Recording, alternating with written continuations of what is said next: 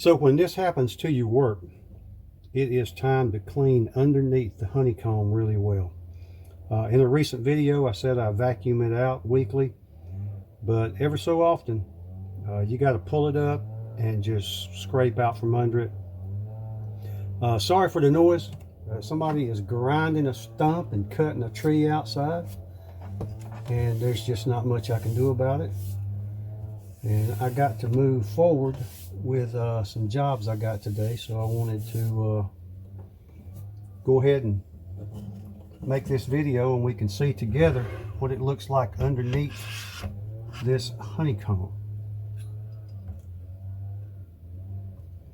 And I've got some markers, some small pieces of wood glued down so this would go back in exactly where it needs to go.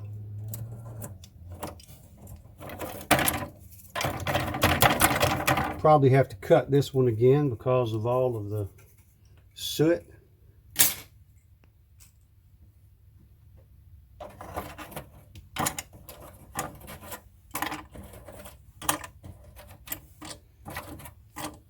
But you'll get a better job, of course, if you don't have that happening to your wood.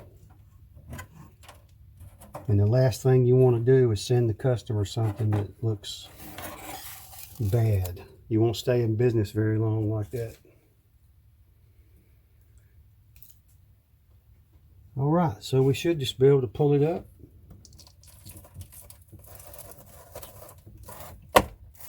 And gently take it out.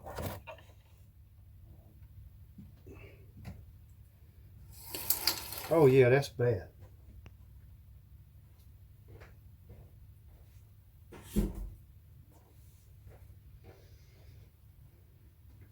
And I just need to find a putty knife and a shop vac, and I think we'll be okay. Okay, putty knife.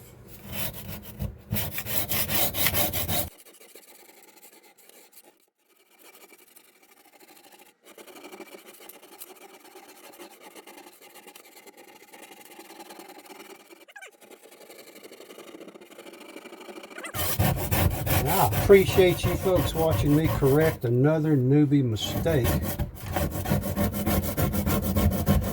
If I showed you all of them, I could just make a full channel off of that.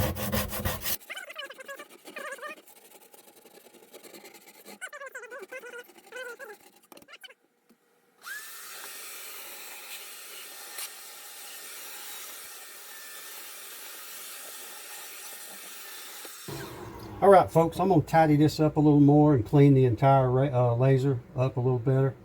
Okay, here she is all cleaned up and put back together, lubed, lens cleaned, everything, and I feel so much better. I appreciate you folks watching. I hope it was helpful. So just remember to clean out from under that honeycomb more often than I did, which has been a long time. I won't say how long. But long enough to make that dust up mess you saw on that first piece of cut wood. So you folks take care. Check back on for new videos, and we will see y'all next time. Thank you.